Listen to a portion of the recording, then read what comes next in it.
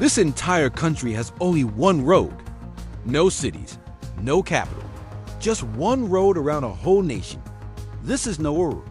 How does a country work like this? How do people live here? And how did this tiny island become one of the richest countries on Earth and then lose everything?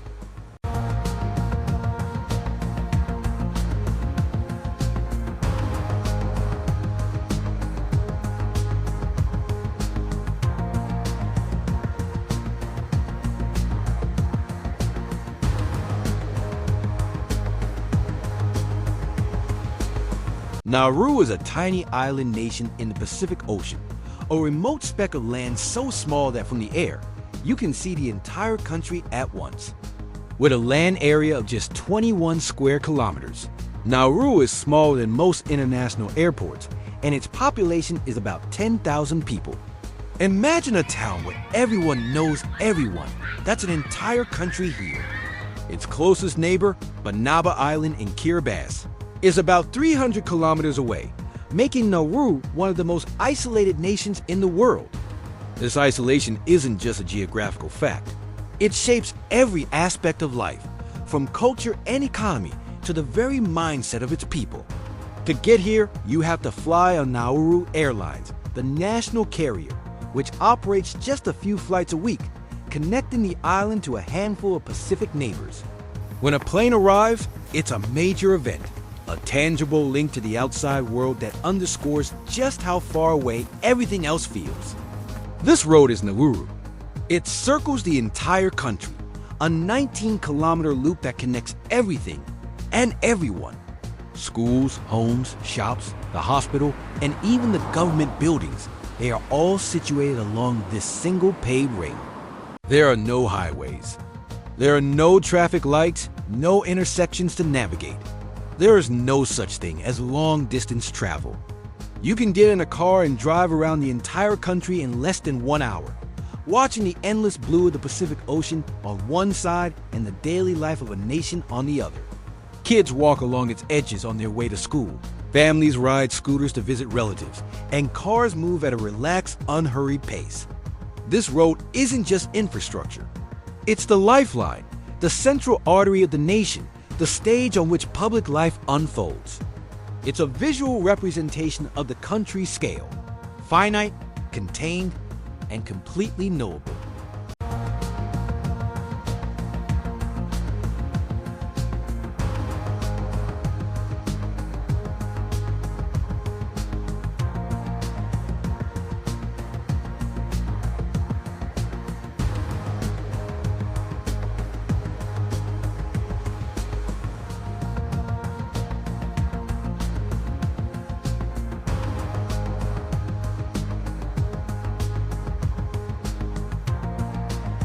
Most countries have a capital city, a bustling hub of government, commerce, and culture.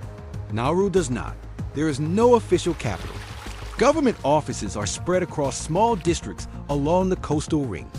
The area called Yoran is often referred to as the de facto capital because it contains the Parliament House and the airport, but officially, Nauru has no capital city.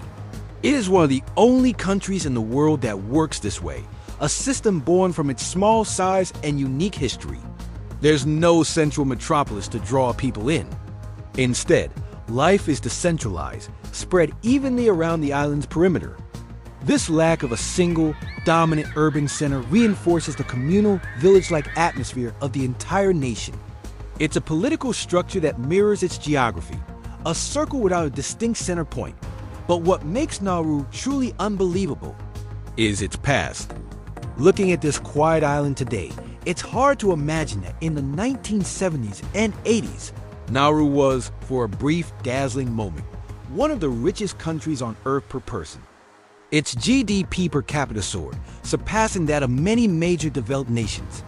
Nauruans enjoyed a lifestyle that was the envy of the Pacific. There was free healthcare, free education, and a trust fund so large it was meant to sustain the country forever.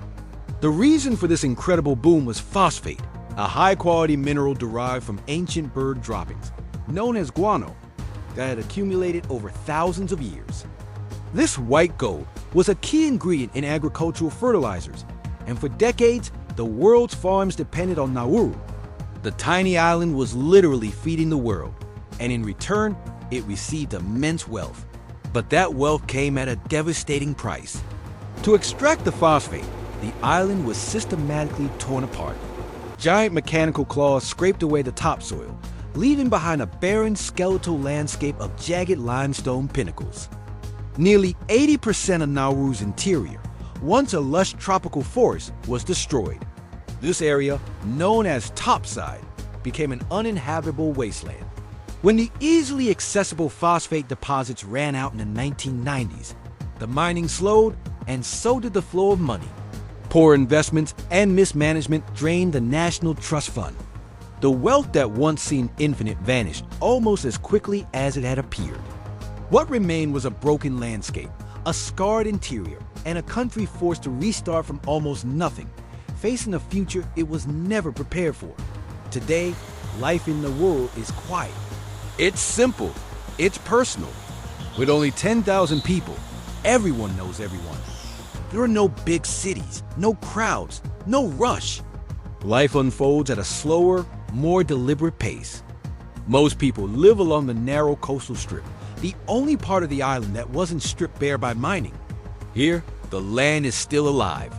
Families live in modest homes, communities are tight-knit, and the ocean remains a central part of life, providing food and a place for recreation. People fish from the shore, gather in community halls, and find joy in family and faith.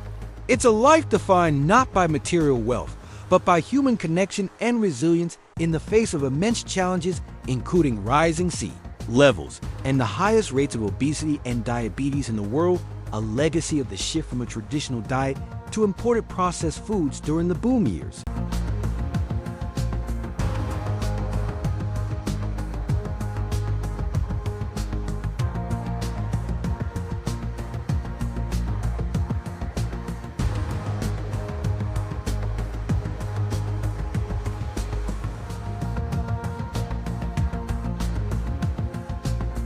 Nauru has one airport, with a runway that stretches along the coast. Only a few flights per week connected to the outside world. When a plane lands, crossing the main road which must be temporarily closed, the entire country feels its arrival. It's a reminder of both connection and profound separation. Isolation defines life here. The world feels very far away. This isn't just about physical distance. It's about a psychological state. The news, the trends, the global crisis, they all feel distant, filtered through the lens of an island that operates on its own time by its own rules. This sense of self-containment is both a source of strength, fostering a powerful sense of community, and a significant challenge, making economic development and access to resources incredibly difficult. Nauru's survival depends on its ability to navigate this isolation, finding a balance between its unique identity and its need for a connection to the global community. Nauru is not famous, it is not luxurious, and it is rarely visited. It's a country that the world took from, and then largely forgot.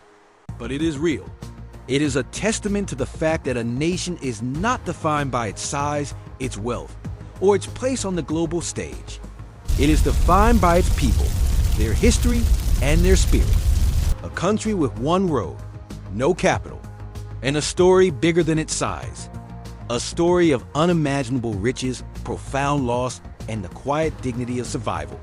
This is Nauru, and now you've seen it. Thanks for watching.